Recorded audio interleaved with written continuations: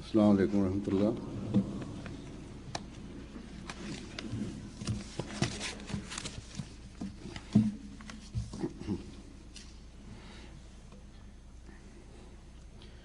أشهد أن لا إله إلا الله وحده لا شريك له وأشهد أن محمدا عبده ورسوله أما بعد فأعوذ بالله من الشيطان الرجيم بسم الله الرحمن الرحيم الحمد لله رب العالمين الرحمن الرحيم مالك يوم الدين إياك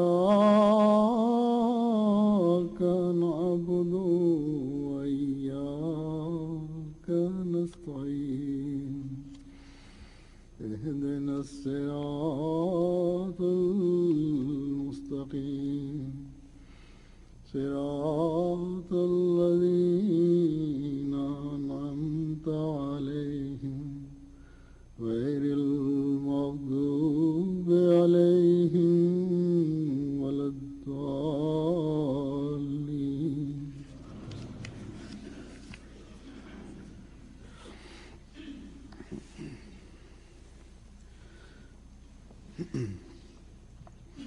حضرت محمد مصطفیٰ صلی اللہ علیہ وسلم کو اللہ تعالیٰ نے اپنی خالص توحید کے قیام کے لیے دنیا میں مبعوث فرمایا تھا، اور بچپن سے ہی اللہ تعالیٰ نے اپنی جناب سے ایسے انتظامات فرما دیے کہ آپ کے دل کو صاف اور پاک اور مصفا بنا دیا۔ بچپن سے ہی اللہ تعالیٰ نے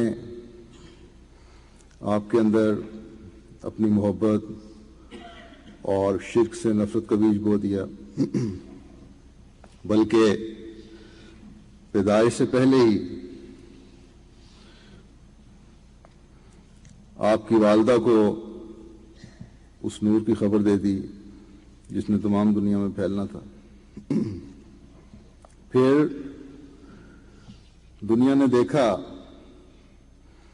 کہ یہ رویا جو حضرت آمنہ نے دیکھا تھا کس طرح سچ ثابت ہوا۔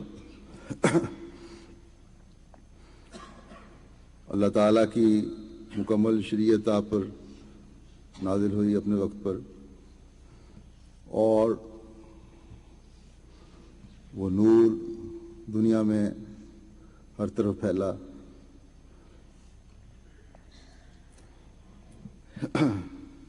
خدائے واحد کی محبت کا ایک جوش تھا جس نے آپ کی راتوں کی نیند اور دن کا چین و سکون چھین لیا تھا۔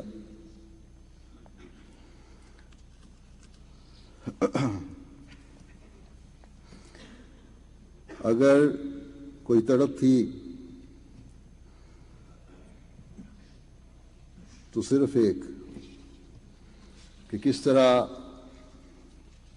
دنیا ایک خدا کی عبادت کرنے لگ جائے، اپنے پیدا کرنے والے خدا کو پہچاننے لگ جائے۔ اس پیغام کو پہنچانے کے لیے آپ کو تکلیفیں بھی برداشت کرنا پڑیں، سختیاں بھی جھیلنی پڑیں، لیکن یہ سختیاں، یہ تکلیفیں آپ کو ایک خدا کی عبادت اور خدائے واحد کا پیغام پہنچانے سے نہ روک سکیں۔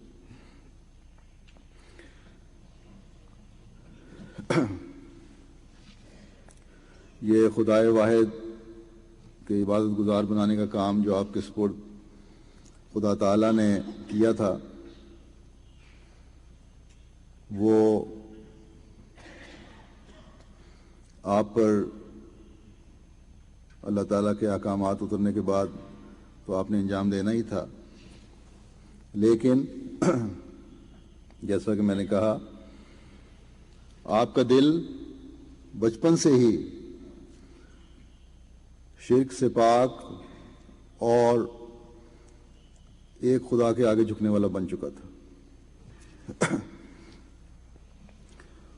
خدا نے خود بچپن سے ہی اس دل کو اپنے لیے خالص کر لیا تھا۔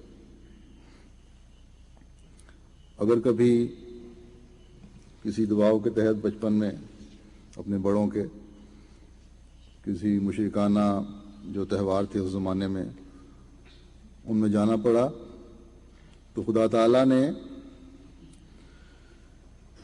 خود ہی آپ کو اس سے روکنے کے سامان پیدا فرما دیے، خود ہی آپ کی حفاظت کے سامان پیدا فرما دیے۔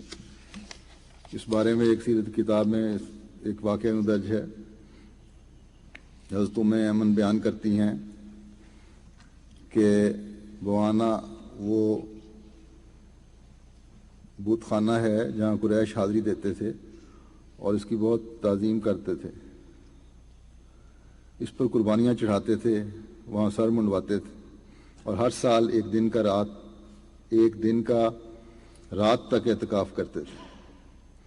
حضرت ابو طالب بھی اپنی قوم کے ساتھ وہاں حاضری دیتے اور رسول اللہ صلی اللہ علیہ وسلم کو بھی حاضری کے لیے ساتھ جانے کو کہتے جب آپ بچے تھے، مگر آپ انکار کر دیتے۔ حضرت ام ایمن کہتی ہیں کہ میں نے دیکھا کہ ابو طالب اور آپ کی پھوپھیاں آپ پر سخت ناراض ہوئیں ایک دفعہ اور کہنے لگیں کہ آپ ہمارے معبودوں سے جو اجتناب کرتے ہیں اس کی وجہ سے آپ کے بارے میں ہمیں ڈر رہتا ہے، اور کہنے لگیں اے محمد صلی اللہ علیہ وسلم تو کیا چاہتا ہے؟ تو کیوں اپنی قوم کے ساتھ حاضری کے لیے نہیں جاتا اور ان کے لیے کیوں اکٹھا نہیں ہوتا؟ ان کے بار بار کہنے کے نتیجے میں ایک دفعہ چلے گئے، لیکن جیسا کہ اللہ نے چاہا آپ وہاں سے سخت گھبراہٹ اور خوف کے عالم میں لوٹ آئے۔ تو ان عزیزوں نے رشتہ داروں نے پوچھا کہ کیا ہوا؟ آپ نے فرمایا میں ڈرتا ہوں کہ شیطان مجھے چھوئے۔ اس پر انہوں نے کہا نہیں، اللہ عز و جل ہرگز تجھے شیطانی خیالات میں مبتلا نہیں کرے گا اس حال میں کہ تجھ میں نیک عادات پائی جاتی ہیں۔ تو نے کیا دیکھا ہے؟ کیا وجہ ہوئی ہے خوف کی؟ آپ نے فرمایا کہ جو ہی میں کسی بت کے قریب جانے لگتا تو ایک سفید رنگ کا طویل القامت شخص میرے لیے متمثل ہوتا اور کہتا کہ اے محمد پیچھے رہ، اس کو مت چھو۔ ام ایمن کہتی ہیں کہ پھر انہوں نے بھی کبھی حاضری کے لیے نہیں کہا یہاں تک کہ آپ کو نبوت سے سرفراز فرمایا گیا۔ تو یہ تھے وہ انسامات جس کے ذریعے سے اللہ تعالیٰ اس پاک اور خالص دل کی حفاظت کرتا تھا۔ پھر آپ کی جوانی کا زمانہ دیکھیں، کس طرح ایک غار میں جا کر ایک خدا کی عبادت کیا کرتے تھے۔ آپ غار حرا میں کئی دن گزارتے، علیحدگی میں اپنے رب سے راز و نیاز کی باتیں کرتے، اس کی عبادت کرتے۔ یہ دیکھ کر آپ کے ہم قوم بھی کہنے لگ گئے کہ محمد تو اپنے رب کا عاشق ہو گیا ہے۔ اس بارے میں حضرت اقدس مسیح موعود علیہ السلام فرماتے ہیں کہ رسول اللہ صلی اللہ علیہ وسلم ایک ذات کے عاشق زار اور دیوانہ ہوئے اور پھر وہ پایا جو دنیا میں کبھی کسی کو نہیں ملا۔ آپ کو اللہ تعالیٰ سے اس قدر محبت تھی کہ عام لوگ بھی کہا کرتے تھے کہ عشق محمد علی ربہ، یعنی محمد اپنے رب صلی اللہ علیہ وسلم اپنے رب پر عاشق ہو گیا ہے۔ پھر جوانی میں ہی بتوں سے نفرت کی ایک اور مثال دیکھیں۔ جب حضرت رسول کریم صلی اللہ علیہ وسلم حضرت ابو طالب کے ساتھ سفر شام کے دوران بحیرہ راہب کے سے ملے تو اس نے کہا کہ اے صاحبزادے، میں تم سے لات اور عزا کا واسطہ دے کر کہتا ہوں، لات اور عزا کا واسطہ دے کر پوچھتا ہوں کہ تم مجھے اس بات کا جواب دو۔ بحیرہ نے ان بتوں کا واسطہ دے کر اس وجہ سے پوچھا کیونکہ قریش سے بات پوچھنے کا یہی طریق تھا، لات و عزا ان کے بت تھے بڑے۔ اس پر حضرت رسول کریم صلی اللہ علیہ وسلم نے فرمایا، مجھ سے ان بتوں کا واسطہ دے کر سوال نہ کرو کیونکہ مجھے ان دونوں سے شدید نفرت ہے۔ اس کے بعد بحیرہ نے حضرت محمد رسول اللہ صلی اللہ علیہ وسلم سے مزید گفتگو خدا کا واسطہ دے کر کی۔ پھر ایک اور روایت جس سے آپ کی بتوں سے نفرت اور صرف اللہ تعالیٰ کا بندہ رہنے کا اظہار ہوتا ہے یوں ہے۔ حضرت عبداللہ بن عمر رضی اللہ تعالیٰ عنہ بیان کرتے ہیں کہ نبی کریم صلی اللہ علیہ وسلم پر وحی کے نزول سے قبل آپ کی زید بن عمرو سے ملاقات ہوئی۔ نبی کریم کے سامنے کھانا پیش کیا گیا، آپ نے اس میں سے کھانے سے انکار کر دیا۔ پھر زید نے کہا کہ میں اس میں سے کھانے والا نہیں جو تم۔ پھر زید نے کہا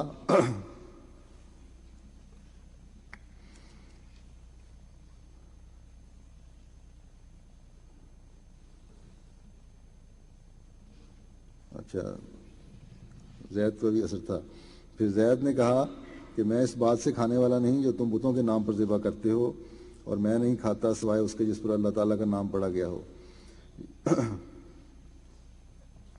تو زید نے بھی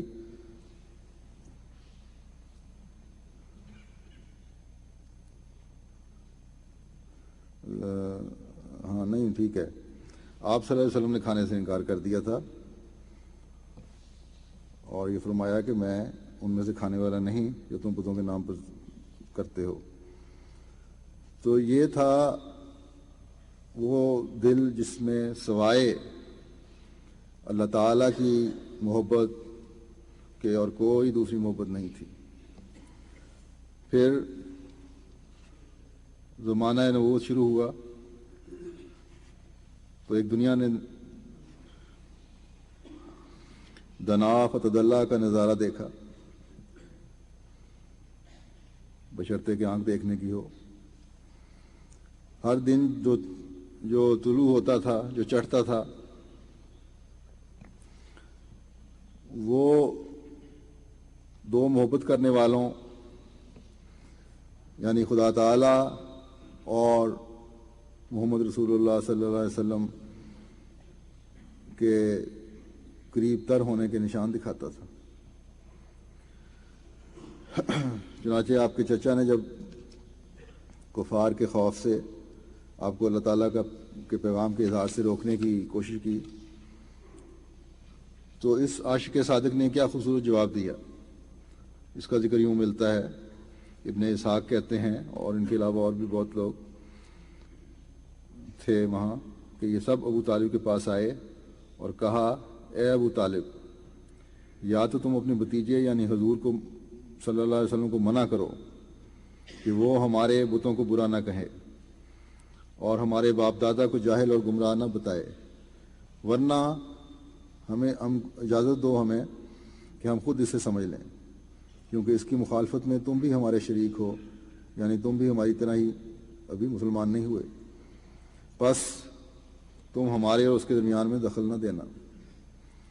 ابو طالب نے ان لوگوں کو نہایت شائستگی کے ساتھ جواب دے کر اور خوش کر کے رخصت کر دیا، اور حضور صلی اللہ علیہ وسلم اسی طرح سے اپنے دین کا اعلان کرتے رہے باوجود کہنے کے بھی۔ قریش کی حضور سے آتش عداوت جو آگ تھی، عداوت کی دشمنی تھی، وہ ہر وقت لمحہ بلمحہ بڑھتی چلی گئی، یہاں تک کہ پھر دوبارہ وہ ابو طالب کے پاس آئے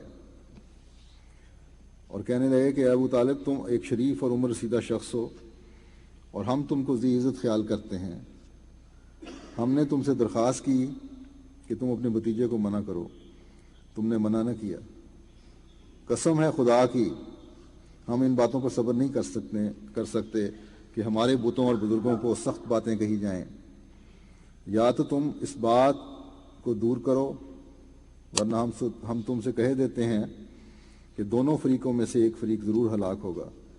یہ کہہ کر وہ چلے آئے۔ ابو طالب کو اپنی قوم کی عداوت اور علیحدگی نہایت شاق گزری اور انہی وجوہات کی وجہ سے مجبوراً وہ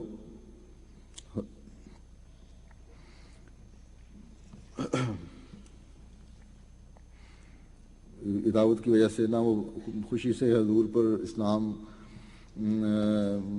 ایمان لا سکے اور نہ آپ کی مدد سے ہاتھ اٹھا سکے، نہ ادھر رہے نہ ادھر رہے۔ تو ابن اسحاق کہتے ہیں کہ جب قریش نے ابو طالب سے یہ شکایت کی، ابو طالب نے حضور کے پاس یہ پیغام بھیجا کہ اے میرے بھتیجے، تمہاری قوم نے میرے پاس آ کر تمہاری شکایتوں کا دفتر کھولا، بس میں سمجھتا ہوں کہ تم اپنی اور میری جان کے ہلاک کرنے کی بات نہ کرو اور ایسے کام کی مجھ کو تکلیف نہ دو جس کی مجھ میں طاقت نہیں ہے۔ راوی کہتا ہے حضور نے یہ خیال کیا صلی اللہ علیہ وسلم نے کہ اب میرا چچا میری مدد نہیں کر سکتا، اور ان کو جواب دیا کہ اے میرے چچا، اگر یہ لوگ میرے دائیں ہاتھ میں سورج اور بائیں طرف چاند بھی لا کر رکھ دیں تب بھی میں اس کام کو نہیں چھوڑ سکتا، یہاں تک کہ خدا اس کو پورا کر دے یا خود میں اس میں ہلاک ہو جاؤں۔ پھر رسول اللہ صلی اللہ علیہ وسلم کے آنسو نکل آئے۔ ابو طالب نے آپ کو آواز دی اور کہا کہ اے بھتیجے ادھر آؤ۔ حضرت صلی اللہ علیہ وسلم ان کے پاس گئے، کہا دیکھو جو تمہارا جی چاہے کرو، میں ہرگز تم کو نہیں چھوڑوں گا اور سب سے سمجھ لوں گا۔ اس واقعے کو اللہ تعالیٰ نے حضرت اقدس مسیح موعود علیہ السلام کو الہاماً بھی بتایا۔ اس طرح آپ اس کا ذکر کرتے ہوئے فرماتے ہیں کہ جب یہ آیتیں اتریں کہ مشرکین رجس ہیں، پلید ہیں، شر البریہ ہیں، صفحاء ہیں اور ذریت شیطان ہیں، اور ان کے معبود وقود النار اور حسب و جہنم ہیں، تو ابو طالب نے حضرت صلی اللہ علیہ وسلم کو بلا کر کہا کہ اے میرے بھتیجے، اب تیری دشنامدہی سے قوم سخت مشتعل ہو گئی ہے کہ تجھ کو ہلاک کریں اور ساتھ ہی مجھ کو بھی۔ تو نے ان کے عقل مندوں کو سفیہ قرار دیا اور ان کے بزرگوں کو شر البریہ کہا اور ان کے قابل تعظیم معبودوں کا نام حیزم جہنم اور وقود النار رکھا، یعنی آگ کا ایندھن، اور عام طور پر ان سب کو رجس اور ذریت شیطان اور پلید ٹھہرایا۔ میں تجھے خیرخواہی کی راہ سے کہتا ہوں کہ اپنی زبان کو تھام اور دشنامدہی سے باز آ جا، ورنہ میں قوم کے مقابلے کی طاقت نہیں رکھتا۔ حضرت صلی اللہ علیہ وسلم نے جواب میں کہا کہ اے چچا، یہ دشنامدہی نہیں ہے بلکہ اظہار واقعہ ہے اور نفس الامر کا عین محل پر بیان ہے، اور یہی تو کام ہے جس کے لیے میں بھیجا گیا ہوں۔ اگر اس سے مجھے مرنا درپیش ہے تو میں بخوشی اپنے لیے اس موت کو قبول کرتا ہوں، میری زندگی اسی راہ میں وقف ہے، میں موت کے ڈر سے اظہار حق سے رک نہیں سکتا۔ اور اے چچا، اگر تجھے اپنی کمزوری اور اپنی تکلیف کا خیال ہے تو مجھے پناہ میں رکھنے سے دستبردار ہو جا، بخدا میں تیری کچھ بھی حاجت نہیں، مجھے تیری کچھ بھی حاجت نہیں، میں احکام الہی کے پہنچانے سے کبھی نہیں رکوں گا، مجھے اپنے مولا کے احکام جان سے زیادہ عزیز ہیں، بخدا اگر میں اس راہ میں مارا جاؤں تو چاہتا ہوں کہ پھر بار بار زندہ ہو کر ہمیشہ اس راہ میں مرتا رہوں۔ یہ خوف کی جگہ نہیں بلکہ مجھے اس میں بے انتہا لذت ہے کہ اس کی راہ میں دکھ اٹھاؤں۔ حضرت صلی اللہ علیہ وسلم یہ تقریر کر رہے تھے اور چہرے پر سچائی اور نورانیت سے بھری ہوئی رقت نمایاں ہو رہی تھی، اور جب حضرت صلی اللہ علیہ وسلم یہ تقریر ختم کر چکے تو حق کی روشنی دیکھ کر بے اختیار ابو طالب کے آنسو جاری ہو گئے اور کہا کہ میں تیری اس اعلیٰ حالت سے بے خبر تھا تو اور ہی رنگ میں اور ہی شان میں ہے، جا اپنے کام میں لگا رہے، جب تک میں زندہ ہوں، جہاں تک میری طاقت ہے میں تیرا ساتھ دوں گا۔ حضرت ڈاکٹر مسیح موعود علیہ السلام اس بارے میں فرماتے ہیں کہ یہ مضمون ابو طالب کے قصے کا اگرچہ کتابوں میں درج ہے، مگر یہ تمام عبارت الہامی ہے جو خدا تعالیٰ نے اس عاجز کے دل پر نازل کی، صرف کوئی فکرہ تشریح کے لیے اس عاجز کی طرف سے ہے۔ تو یہ تھا حضرت صلی اللہ علیہ وسلم کی محبت میں فنا ہونے کا مقام۔ آج دنیا دار اللہ تعالیٰ کی محبت میں حضرت صلی اللہ علیہ وسلم کا آج دنیا دار اعتراض کرتے ہیں کہ آپ نعوذ باللہ دنیاوی حشمت چاہتے تھے، جس کے لیے یہ سب کچھ آپ نے کیا، بلکہ اس وقت سے یہ اعتراض چلا آ رہا ہے، آپ کی بعثت کے وقت سے ہی۔ پھر صرف یہی نہیں کہ سخت اور سست کہا اور دھمکیاں دیں کہ آپ باز آ جائیں اس کام سے، بلکہ عملاً بھی آپ کو تکلیفیں پہنچانے میں کوئی کسر نہیں چھوڑی، جس کے بے شمار واقعات ہیں۔ لیکن اس کے باوجود خدا تعالیٰ کی محبت کو کفار آپ کے دل سے کم نہ کر سکے۔ اسی طرح کا ایک واقعہ روایت میں یوں آتا ہے، عبداللہ بن عمرو بن عاص کہتے ہیں کہ ایک روز میں موجود تھا کہ قریش کے سب بڑے بڑے لوگ حجر اسود کے پاس خانہ کعبہ میں اکٹھے ہوئے اور رسول اللہ صلی اللہ علیہ وسلم کا ذکر کرنے لگے اور کہتے تھے کہ جیسا ہم نے اس شخص پر صبر کیا ہے ایسا کسی پر نہیں کیا، یہ ہمارے دین اور بزرگوں کو برا کہتا ہے، ہم نے اس پر بڑا صبر کیا ہے۔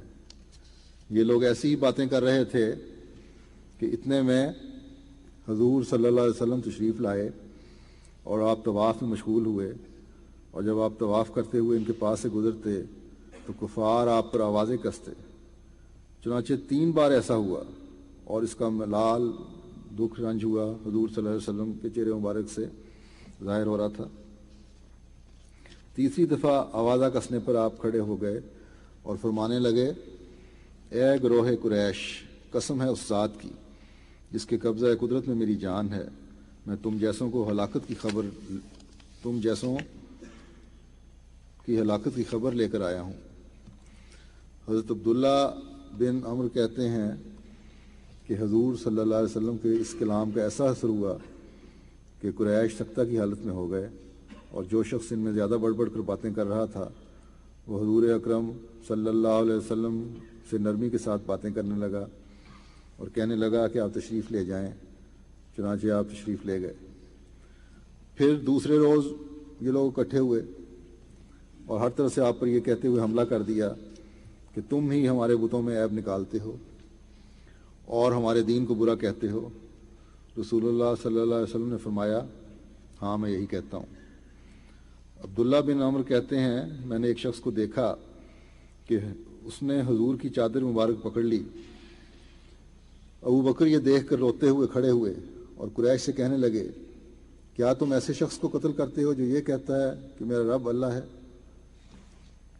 تب قریش آپ کو چھوڑ کر چلے گئے۔ راوی بیان کرتے ہیں کہ آپ کے ساتھ قریش کی بدسلوکی کا یہ وہ واقعہ ہے جو میں نے اپنی آنکھوں سے دیکھا۔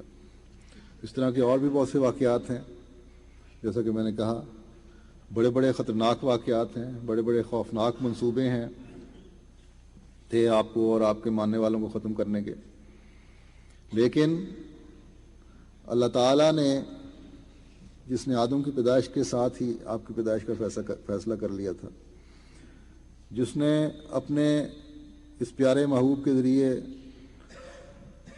اپنا پیغام دنیا تک پہنچانا تھا، جس نے اپنے وعدوں کے مطابق آپ کی حفاظت کرنی تھی، وہ ہمیشہ مشکل وقت میں آپ کی مدد کے لیے فرشتے نازل کرتا رہا جو آپ کی حفاظت کا انتظام کرتے تھے۔ چنانچہ ایک واقعہ روایات میں یوں آتا ہے کہ سرداران قریش کے ساتھ گفتگو کے بعد حضور صلی اللہ علیہ وسلم تشریف لے گئے تو ابو جہل نے کہا، اے قریش، تم نے دیکھا کہ محمد نے ہماری کوئی بات نہیں مانی اور تمہارے بزرگوں کو اور مذہب کو برا کہنے سے باز نہ آیا؟ پس میں خدا سے عہد کرتا ہوں کہ میں کل ایک بہت بھاری پتھر لے کر بیٹھوں گا، اور جس وقت محمد صلی اللہ علیہ وسلم سجدہ کریں گے میں اس کے سر پر مار دوں گا، تو مجھ کو اپنی پناہ میں لے لینا۔ پھر بنی عبد مناف یعنی حضور کے رشتہ داروں سے جو کچھ ہو سکے وہ کریں۔ قریش نے کہا خدا کی قسم ہے تمہیں پناہ میں لے لیں گے، جو کچھ تم سے ہو سکے وہ کر گزرو۔ پھر جب صبح ہوئی تو ابو جہل ایک پتھر لا کر حضور صلی اللہ علیہ وسلم کی نماز کے انتظار میں بیٹھا۔ حضور اکرم صلی اللہ علیہ وسلم بھی صبح کو اپنے دستور کے موافق مسجد حرام میں داخل ہوئے، اور چونکہ ان دنوں میں قبلہ بیت المقدس تھا، اس سبب سے آپ نے حجر اسود اور رکن یمانی کے درمیان میں نماز میں مشغول ہوئے۔ قریش اپنی اپنی جگہ لیٹے ہوئے ابو جہل کے کارنامے کے منتظر تھے۔ چنانچہ جس وقت آپ نے سجدہ کیا، ابو جہل وہ پتھر لے کر حضور صلی اللہ علیہ وسلم کے سر پر مارنے کے لیے چلا، یہاں تک کہ جب آپ کے نزدیک پہنچا تو پھر وہاں سے پیچھے کو ہٹا، یہاں تک کہ پتھر اس کے ہاتھ سے گر گیا، اور وہ نہایت بدحواس اور خوف کی حالت میں اپنی قوم کے پاس آیا۔ لوگ بھی اس کی طرف دوڑے اور کہا اے ابو الحکم کیا ہوا؟ کہنے لگا کہ جب میں پتھر لے کر ان کی طرف گیا تاکہ اس کام کو پورا کروں جو رات کو تم سے کہا تھا، تو کیا دیکھتا ہوں کہ ایک نہایت قوی ہیکل اور خوفناک اونٹ منہ پھاڑ کر میری طرف حملہ آور ہے اور چاہتا ہے کہ مجھے کھا جائے۔ میں فوراً ہی پیچھے ہٹ گیا، ورنہ جان بچانا مشکل تھا۔ تو دیکھیں کس طرح اللہ تعالیٰ نے اپنے محبوب کی حفاظت کا انتظام فرمایا، لیکن جس کا دل پتھر ہو جائے وہ عارضی طور پر تو نشان دیکھ کر خوف زدہ ہوتا ہے، لیکن ایمان کے نور کا چھینٹا اس پر نہیں پڑتا۔ یہی حال ابو جہل کا ہوا۔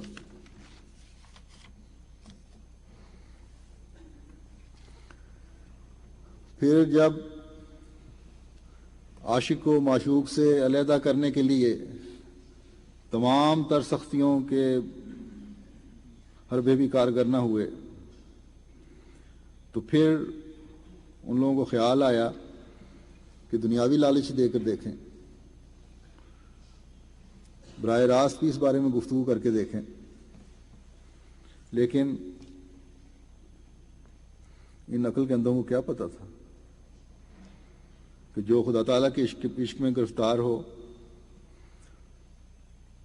اور پھر مقام بھی وہ جو آن حضرت صلی اللہ علیہ وسلم کا تھا اور ہے،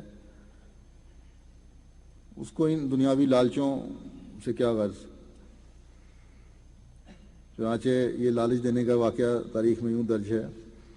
ابن اسحاق کہتے ہیں کہ جب اسلام قریش میں روز بروز ترقی کرنے لگا، حالانکہ قریش سے جہاں تک ممکن تھا وہ لوگوں کو اسلام لانے سے باز رکھتے تھے اور طرح طرح سے ان کو ایذا اور تکلیفیں پہنچاتے تھے، بعض کو گھروں میں قید کر دیتے تھے۔ ابن عباس روایت کرتے ہیں کہ ایک دفعہ ہر قبیلہ کے سرداران قریش حضور سے گفتگو کرنے کے واسطے جمع ہوئے، جن کے نام یہ ہیں عتبہ ہے، شیبہ ہے، ابو سفیان ہے،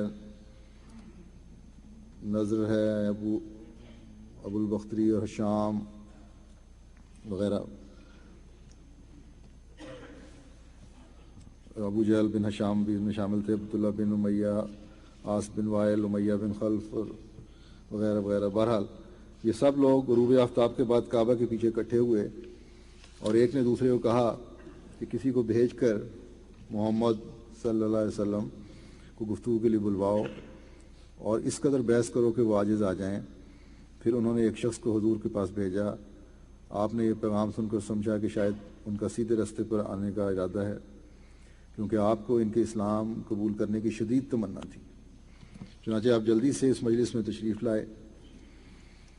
سب نے متفقہ طور پر آپ سے کہا کہ اے محمد صلی اللہ علیہ وسلم، ہم نے آپ کو گفتگو کرنے کے لیے بلایا ہے، کیونکہ قسم ہے خدا کی ہم عرب میں سے کسی شخص کو ایسا نہیں جانتے کہ جس نے اپنی قوم کو ایسی مشکل میں مبتلا کیا ہو جیسا کہ آپ نے مبتلا کیا ہے۔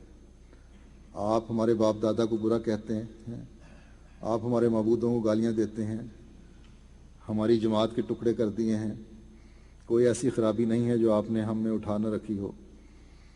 اگر ہمارا مقصد مال کو جمع کرنا ہے، اگر تمہارا مقصد مال کو جمع کرنا ہے تو ہم اپنے مال اس قدر آپ کی نظر کرتے ہیں کہ آپ ساری قوم میں امیر کبیر ہو جائیں گے، اور اگر آپ سردار بننا چاہتے ہیں تو ہم آپ کو سردار بنا دیتے ہیں، اگر بادشاہ بننا چاہتے ہیں تو ہم آپ کو بادشاہ بنا دیں گے، اور یہ جو آپ کے پاس کوئی جن یا عصیب آتا ہے تو ہم اس کے علاج میں اپنا تمام مال آپ پر خرچ کرنے کو تیار ہیں۔ رسول اللہ صلی اللہ علیہ وسلم نے فرمایا، یہ جس قدر باتیں تم نے کی ہیں ان میں سے ایک بھی مجھ میں نہیں ہے، نہ میں مال چاہتا ہوں، نہ شرف چاہتا ہوں، نہ سلطنت چاہتا ہوں، مجھ کو تو خدا نے رسول بنا کر بھیجا ہے اور اپنی کتاب مجھ پر نازل فرمائی ہے اور حکم فرمایا ہے کہ میں تمہارے لیے بشیر و نذیر ہو جاؤں، خوشخبریاں بھی دوں اور ڈراؤں بھی۔ بس میں نے تم کو اپنے خدا کے پیغام پہنچا دیے، اگر تم اس کو قبول کرو تو اس میں تمہارا اپنا فائدہ ہے، اور اگر تم قبول نہ کرو تو تم اس وقت تک صبر کرو، میں بھی صبر کیے ہوئے ہوں، جب تک کہ خدا مجھ میں اور تم میں فیصلہ نہ فرمائے۔ آپ صلی اللہ علیہ وسلم کو یقین تھا، کامل یقین تھا کہ آپ خدا تعالیٰ کے سچے نبی ہیں، اور خدا تعالیٰ کا آخری فیصلہ یقیناً آپ کو پتہ تھا کہ میرے حق میں ہونا ہے۔ تو فرمایا کہ اے کافرو، تم اپنی ڈٹائی کی وجہ سے اپنے جھوٹے دین سے ہٹ نہیں سکتے۔ یا ایھا الکافرون میں سورج جو ہے اس میں صحیح بات آ گئی۔ تو میں جو خدا کا نبی ہوں، اس خدا کا پیغام پہنچانے سے کیسے باز آ جاؤں؟ اس کا خدا نے مجھے حکم دیا ہے۔ میں اس خدا کی عبادت سے کیسے باز آ جاؤں جو ہر روز ایک نیا نشان اپنی قدرت کا مجھے دکھاتا ہے، جو تمہارے مقابلے میں خود میری حفاظت کے لیے کھڑا ہے۔ تم بے شک میری مخالفت کرتے رہو، مجھے تکلیفیں دینے میں کوئی کسر اٹھا نہ رکھو، لیکن یاد رکھو کہ غالب میں نہیں آنا ہے۔ تمہیں یہی جواب ہے جو خدا نے مجھے سکھایا ہے فی الحال، تو کہ تم اپنے دین پر قائم رہو اور میں اپنے دین پر قائم رہوں گا، لکم دینکم ولی دین۔ لیکن یاد رکھو یہ مقدر ہے، اللہ تعالیٰ کی تقدیر نے یہ فیصلہ کر لیا ہے، میرے خدا نے یہ فیصلہ کر لیا ہے کہ جو حاضر کا بھی علم رکھتا ہے، جو غائب کا بھی علم رکھتا ہے، آئندہ کا بھی علم رکھتا ہے، جو اپنے پیار کا مجھ پر اظہار کرتا رہتا ہے،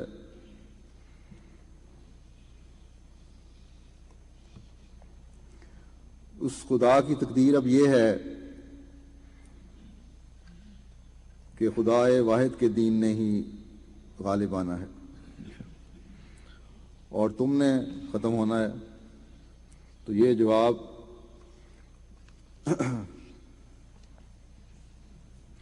اللہ تعالیٰ نے اپنے پیار کرنے والے اور اپنے پیارے کے منہ سے کہلوایا۔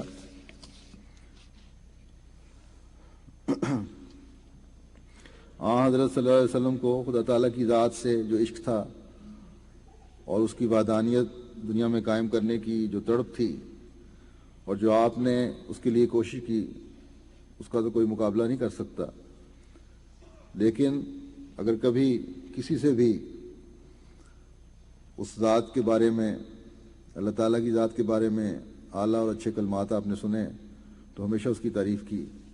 ایک روایت میں آتا ہے، حضرت ابو ہریرہ سے روایت ہے کہ نبی کریم نے فرمایا کہ سب سے سچی بات جو کسی شاعر نے کی ہے وہ لبید کا یہ مصرع ہے کہ سنو، یقیناً اللہ کے سوا ہر چیز باطل اور مٹ جانے والی ہے۔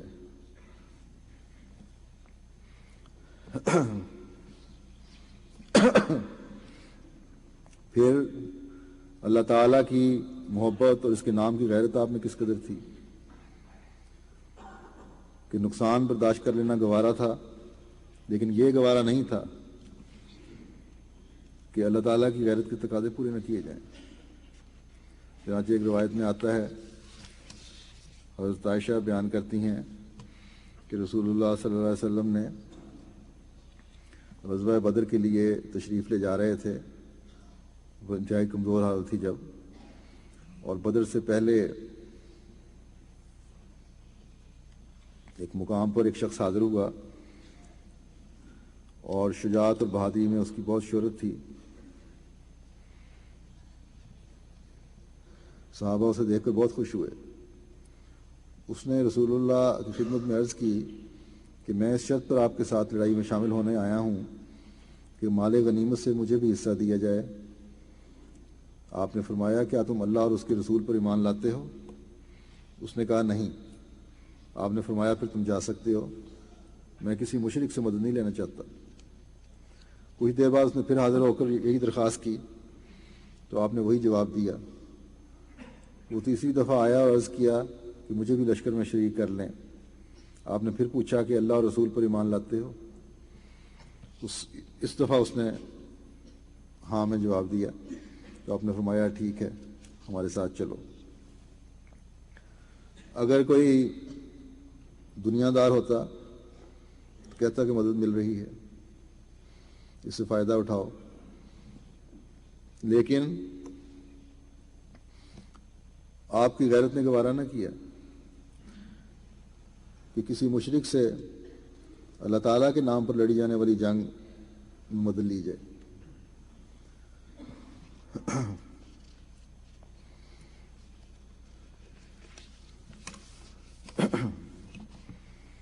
پھر ایک روایت میں آتا ہے، حضرت عمر رضی اللہ تعالیٰ عنہ ایک دفعہ اپنے والد کی قسم کھا رہے تھے۔ رسول اللہ نے ان کو پکار کر فرمایا صلی اللہ علیہ وسلم کہ سنو، اللہ تمہیں اپنے باپوں کی قسم کھانے سے منع کرتا ہے۔ جسے قسم کھانے کی ضرورت پیش آئے وہ اللہ کی قسم کھائے یا پھر خاموش رہے۔ اول تو ذرا سی بات بعض لوگوں کو عادت ہوتی ہے قسم کھانے کی، اللہ کی عام رواج پڑ گیا، یہ اس طرح قسمیں کھانی بھی نہیں چاہیے۔ بعض حالات میں بعض مجبوریوں کے تحت قسم کھانی پڑتی ہے تو اس وقت کھائی جائے، اور یہ ذہن میں ہو کہ اللہ تعالیٰ کو میں گواہ بنا رہا ہوں اس میں۔ آپ کو یہ کسی بھی صورت میں برداشت نہیں تھا کہ جو اللہ تعالیٰ کا حق ہے اس کے قریب انجانے میں بھی کوئی آ سکے۔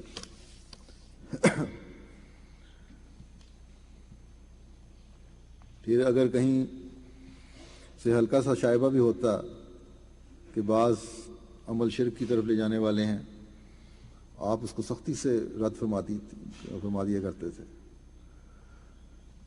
قبروں پر دعا کے لیے جانے کی تو آپ نے اجازت دی، لیکن یہ برداشت نہیں تھا کہ دیے وغیرہ وہاں جلائے جائیں۔ بعض لوگ دیے جلاتے ہیں، موم بتیاں جلاتے ہیں یا ہاتھ رکھتے ہیں۔ تو جناب ایک روایت میں آتا ہے، حضرت ابن عباس بیان کرتے ہیں کہ رسول اللہ صلی اللہ علیہ وسلم نے ایسے قبروں کی زیارت کرنے والوں پر لعنت کی ہے جنہوں نے ان قبور کو غیر اللہ کی عبادت اور دیے جلانے کی جگہ بنایا ہوا ہے۔ آج دیکھیں ہمارے ملکوں میں مسلمان کہلانے والے بھی یہ حرکتیں کر رہے ہیں۔ وہ بزرگ جو خود تو توحید کے قیام کی کوشش کرتے رہے، لیکن ان کے نام پر شرک ہوتا ہے، ان سے منتیں مانگی جاتی ہیں، ان سے خواہشات پوری کرنے کی فریاد کی جاتی ہے، چڑھاوے چڑھائے جاتے ہیں، اور یہ واقعات ہیں اور ہوتے ہیں۔ ایک عورت نے بتایا کہ اس کی کوئی واقف تھی عورت، اس کے پاس بیٹا تھا، یہ کہتی ہے بیٹا مجھے داتا صاحب نے دیا ہے۔ میں نے کہا خدا کا خوف کرو کہ نہیں، میں پہلے اللہ تعالیٰ سے مانگتی رہی، دعائیں کرتی رہی نمازوں میں، مجھے بیٹا نہیں پیدا ہوا، جب میں داتا دربار میں حاضری دی تو مجھے بیٹا مل گیا۔ تو اللہ تعالیٰ کے بجائے داتا صاحب ان کے سب کچھ تھے. کوئی خدا کا خوف نہیں ہے. اور بر صغیر میں جیسا کہ میں نے کہا کہ مسلمان کے لا کر اس شرک میں بہت سارے لوگ مبتلا ہو رہے ہیں. اللہ کے رسول نے ایسے لوگوں پر لعنت ڈالی ہے. پھر ایک روایت میں آتا ہے، حضرت عائشہ رضی اللہ تعالیٰ عنہا بیان کرتی ہیں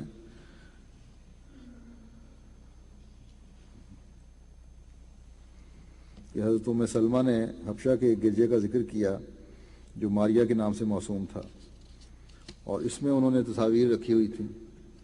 اس پر حضور صلی اللہ علیہ وسلم نے فرمایا کہ وہ قوم ہے کہ جب ان میں کوئی نیک بندہ یا آدمی فوت ہو جاتا ہے تو یہ لوگ اس کی قبر پر مساجد بنا لیتے ہیں اور ان میں بت بنا لیتے ہیں. یہ لوگ خدا کے ہاں بدترین مخلوق ہیں. ایک جگہ یوں بھی ذکر آیا ہے کہ آپ کی بیماری کی حالت میں یہ بات کہی گئی تھی، تو یہ سن کر آپ جوش سے اٹھ بیٹھے اور آپ نے فرمایا برا ہو ایسے لوگوں کا جو یہ کرتے ہیں. آپ کا اپنا تو یہ حال تھا کہ یہ دعا کیا کرتے تھے کہ اللہم لا تجل قبری وسنا، کہ اے اللہ میری قبر کو بت پرستی کی جگہ نہ بنا. جو شخص ساری عمر میں ہر وقت ہر لمحہ خدا تعالیٰ کی محبت میں سرشار رہا، توحید کے قیام کی کوشش کرتا رہا، جس کے پاؤں ساری رات ایک خدا کی عبادت کرتے ہوئے متورم ہو جایا کرتے تھے، ورم ہو جایا کرتی تھی، سوج جایا کرتے تھے، جس کی خواہش تھی تو صرف ایک کہ دنیا کا ہر شخص خدا واحد کی عبادت کرنے والا بن جائے، وہ بھلا کس طرح برداشت کر سکتا تھا کہ اس کی قبر شرک کی جگہ بنے. اور آج تک اللہ تعالیٰ نے اس دعا کو قبول کرتے ہوئے اس بابرکت قبر کو شرک سے محفوظ رکھا ہوا ہے. لیکن حیرت ہوتی ہے مسلمانوں پر، جیسا کہ میں نے پہلے بتایا کہ دوسرے پیروں فقیروں کی قبروں پر جا کر شرک کرتے ہیں اور شرک کے اڈے بنے ہوئے ہیں. حضرت اقدس مسیح موعود علیہ الصلوۃ والسلام فرماتے ہیں، بس میں ہمیشہ تعجب کی نگاہ سے دیکھتا ہوں کہ یہ عربی نبی جس کا نام محمد ہے حضرت صلی اللہ علیہ وسلم، ہزاروں ہزار درود اور سلام اس پر، یہ کس عالی مرتبہ کا نبی ہے. اس کے عالی مقام کا انتہا معلوم نہیں ہو سکتا، اور اس کی تاثیر قدسی کا اندازہ کرنا انسان کا کام نہیں. افسوس کہ جیسا حق شناخت کا ہے اس کے مرتبہ کا وہ شناخت نہیں کیا گیا.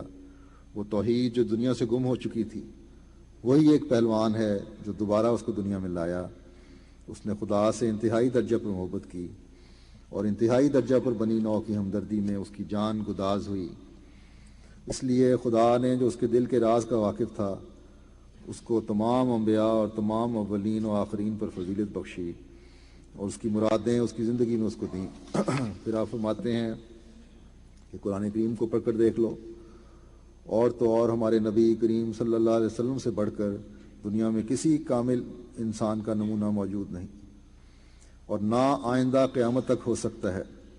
پھر دیکھو کہ اقتداری معجزات کے ملنے پر بھی حضور کے شامل حال ہمیشہ عبودیت رہی، اور بار بار انما انا بشر مثلکم ہی فرماتے رہے، یہاں تک کہ کلمہ توحید میں اپنی عبودیت کے اقرار کا ایک جزو لازم قرار دیا، جس کے بدوں یعنی جس کے بغیر مسلمان ہی نہیں ہو سکتا. سوچو اور پھر سوچو، بس جس حال میں ہادی اکمل کی طرز زندگی ہم کو یہ سبق دے رہی ہے کہ اعلیٰ ترین مقام قرب پر بھی پہنچ کر عبودیت کے اطراف کو ہاتھ سے نہیں دیا، تو اور کسی کا تو ایسا خیال کرنا اور ایسی باتوں کا دل میں لانا ہی فضول اور عبث ہے. بس یہ ہے حضرت صلی اللہ علیہ وسلم کا وہ مقام جس کو قائم کرنے کے لیے اور اللہ تعالیٰ کی محبت دلوں میں پیدا کرنے کے لیے آپ پیدا ہوئے تھے. ایک اعلیٰ انسان اور عبد رحمان کا مقام پیدا جو ملا کسی کو، وہ حضرت صلی اللہ علیہ وسلم کو ملا، سب سے اعلیٰ مقام. اور بندے کی پہچان، اپنی ذات کی پہچان اور خدا تعالیٰ کی ذات کی پہچان کرانے کے لیے آپ مبعوث ہوئے تھے. توحید کے قیام کے لیے آپ مبعوث ہوئے تھے اور ساری زندگی اسی میں آپ نے گزاری. اور یہی آپ کی خواہش تھی کہ دنیا کا ہر فرد، ہر شخص اس توحید پر قائم ہو جائے. اور اس زمانے میں بھی آپ کے غلام حضرت مسیح موعود علیہ الصلوۃ والسلام نے اس کی پہچان ہمیں کروائی اسی تعلیم کی روح سے. بس ہمارا فرض بنتا ہے کہ ہم اپنے ماقا و مطاع صلی اللہ علیہ وسلم کی پیروی میں خدائے واحد کی عبادت اور اس کے نام کی غیرت کو اپنی زندگیوں کا حصہ بنائیں. تبھی ہم حقیقت میں لا الہ الا اللہ و محمد رسول اللہ کا کلمہ پڑھنے والے کہلا سکتے ہیں. اللہ تعالیٰ ہم سب کو اس کی توفیق عطا فرمائے.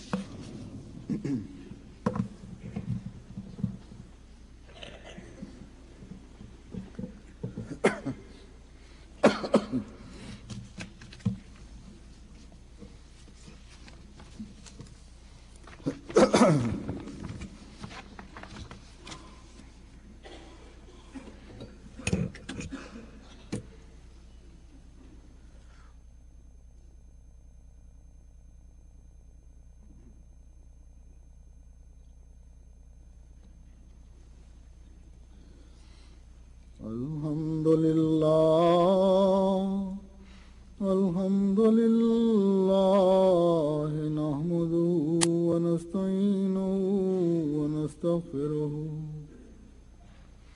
ونؤمن به ونتوكل عليه ونعوذ بالله من شرور أنفسنا ومن سيئات أعمالنا. من يهده الله فلا مضل له ومن يضلله فلا هادي له. ونشهد أن لا إله إلا الله ونشهد أن محمدا عبده ورسوله. یہ افسوسناک اعلان ہے.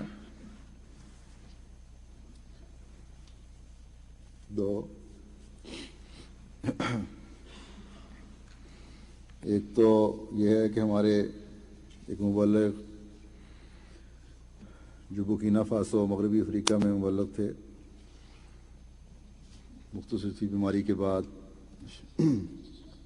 پرسوں وفات ہو گئی، بالکل نوجوانی کی حالت میں. یہ ہمارے یہاں جو مبارک صدیقی صاحب ہیں، ان کے چھوٹے بھائی تھے.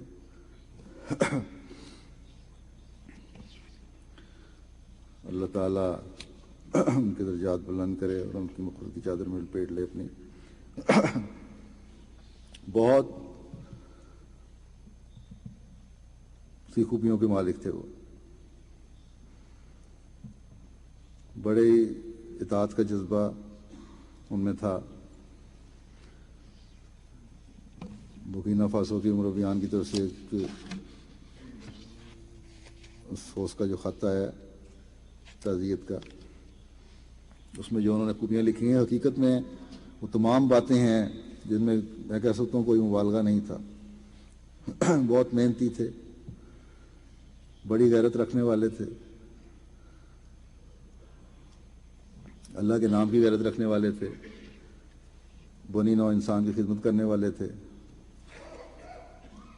اور بے نفس آدمی، ہر وقت مسکراتے رہتے تھے. یہ لکھتے ہیں کہ جب بھی کوئی اجتماع وغیرہ ہوتا ہے، جلسہ ہوتا، تو اتنے مصروف ہوتے اپنے کاموں میں شکیل صاحب کہ نہانے دھونے کھانے وغیرہ کی کوئی پرواہ نہیں ہوتی تھی.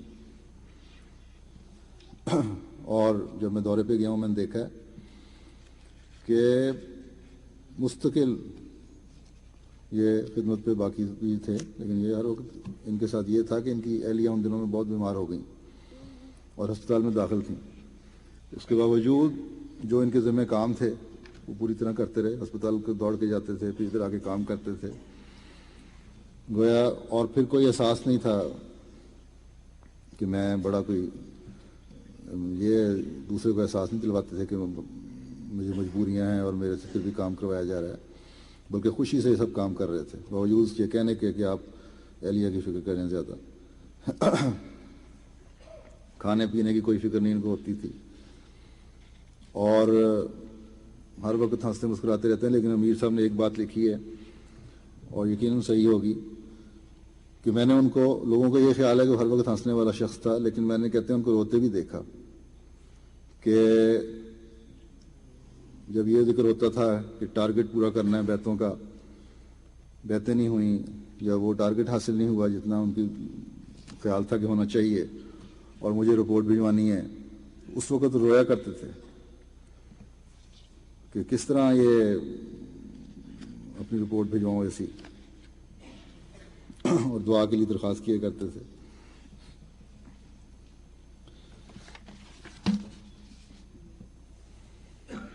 اور حقیقتاً انہوں نے حق ادا کیا ہے جو ان لوگوں میں شامل ہیں جو امانتوں کا بھی حق ادا کرتے ہیں اور اپنے عہدوں کا بھی حق ادا کرتے ہیں. اور اس لحاظ سے میدان عمل میں ان کی وفات ایک شہید کی موت ہی ہے جو کبھی مرا نہیں کرتے. اس وقت بھی بیماری کے سے چند گھنٹے پہلے آخری رات وہ کہتے ہیں کہ مربیان بیٹھے ہوئے تھے سارے مبلغین کو، پروگرام بن رہا تھا تبلیغ کرنے کا، تو اس میں بھی پوری طرح بڑھ بڑھ کے حصہ لے رہے تھے، تجاویز پیش کر رہے تھے. تو دعا کریں اللہ تعالیٰ ان کو اپنی مغفرت کی چادر میں لپیٹے، ان کو اس کو اپنے پیاروں کے قرب میں ان کو جگہ دے، اور ان کی ایک بچی اور چھوٹی اہلیاں ہیں ان کو صبر دے، ان کے والدین زندہ ہیں ان کو صبر کی توفیق دے. اسی طرح ہمارے ایک بڑے پرانے لندن کی جو جب سے یہاں خلیفہ وقت یہاں آئے ہیں اس وقت سے یہاں کی تاریخ میں پیر محمد عالم صاحب کا بھی نام کافی جانا جاتا ہے. ان کی بھی کل وفات ہو گئی ہے. آپ کی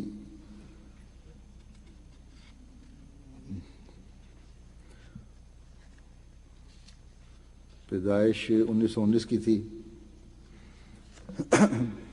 اور پچھلے تقریباً 1979 میں انہوں نے وقت کے لیے پیش کیا تھا اپنے آپ کو. ریٹائرمنٹ کے بعد پرائیویٹ سیکٹر کے دفتر میں رہے، پھر یہاں آ گئے اور اللہ تعالیٰ کے فضل سے خوب خدمت کی توفیق پائی. سب سے پہلے صبح کیوں قریب رہتے تھے، سب سے پہلے آنے والوں میں سے تھے، اور جس طرح ان کی عادت تھی کام کے لیے آنے والوں میں، اگر وہ دور بھی ہوتے تو یقیناً سب سے پہلے دفتر آنے والوں میں شمار ہوتے اور بڑی محنت سے کام کرتے رہے. اور پھر جب تک ان کی صحت اجازت دیتی رہی پورا وقت لگاتے تھے. اس کے بعد بھی اب تک چند دن پہلے تک انہوں نے دفتر میں انہیں پورے کام کو نبھایا ہے اور انگریزی سیکشن کی جو ڈاک تھی اس کو میں کام کیا. اللہ تعالیٰ ان کے بھی درجات بلند فرمائے، مغفرت کا سلوک فرمائے اور ان کے اہلیہ اور بچوں کو صبر کی توفیق دے.